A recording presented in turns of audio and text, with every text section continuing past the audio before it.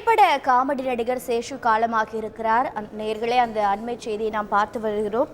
தற்போது காமெடி நடிகர் முல்லை நம்மோடு இணைப்பில் இருக்கிறார். சார் வணக்கம். வணக்கம் மேடம். இந்த இறப்பு செய்தியை கேள்விப்பட்டீங்களா? உங்களோட இரங்கல் செய்தியை பதிவு பண்ணுங்க சார். கேள்விப்பட்டேன் மேடம். அது வந்து ஆக்சுவலா வருத்தமான விஷயம்தான்.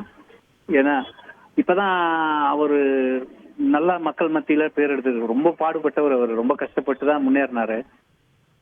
2003 இருந்து எனக்கும் அவருக்கும் உள்ள பழக்கம். நான் சூப்பர் 10 நடிக்க ஆரம்பிச்சு வந்து அவரு கூட ஒன்னா பண்ணோம். அதுக்கப்புறம் லுலு சபா இப்படி படங்கள் எல்லாமே கிட்டத்தட்ட 20 வருஷ பழக்கம். இன்னைக்கு வந்து மக்கள் மத்தியில நல்ல பேர் வாங்குற டைம்ல அவர் போனாரு என்பது மிகப்பெரிய வருத்தமா இருக்கு.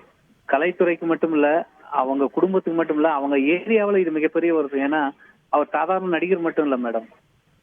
அவர் டக்குன்னு நினைச்சா என்ன செய்யணுமோ நல்லதெல்லாம் செய்யறதெல்லாம் அது ஃபுல்லாவே இறங்கி செய்வார் எல்லா விஷயத்திலும்.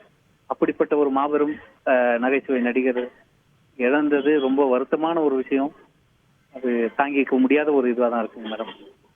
நிறைய பேருக்கு உதவி செஞ்சிருக்காரு ஆமா அப்படின்னு சொன்னீங்க. இப்போ இந்த மருத்துவமனையில பாத்தீங்களா, அந்த நிதி திரட்டுற சிக்கல் ஏதாவது உங்களுக்கு தெரிய வந்ததா?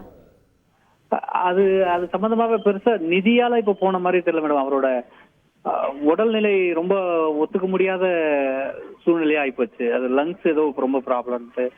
அது முக்கியமா இப்போ அவரு ஸ்மோக் பண்றாரான்னு தெரியாது.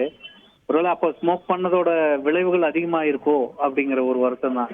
இது மூலமா இந்த வருஷத்துல ஒரு மக்களுக்கு நம்ம பெருசா அட்வைஸ் எல்லாம் பண்ணணும்ன்ற அவசியம் கூட இல்லை. புகைப்பிடிக்கிறது ரொம்ப கூடவே கூடாத ஒன்னா தோணுது. டாக்டர்களும் நிறைய பேர் சொல்லுவாங்க. பட் ஆனா அது அவங்கவுங்களுக்கு வந்தப்பதான் அதனோட வலி தெரியும் போல மேடம். அதுதான் காரணம்னு நினைக்கிறேன். லங்ஸ் தான் ரொம்ப.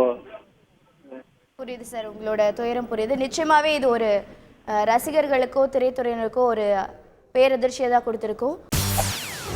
செய்திகளை உடனுக்குடன் தெரிந்து கொள்ள உடனே சப்ஸ்கிரைப் பண்ணுங்க.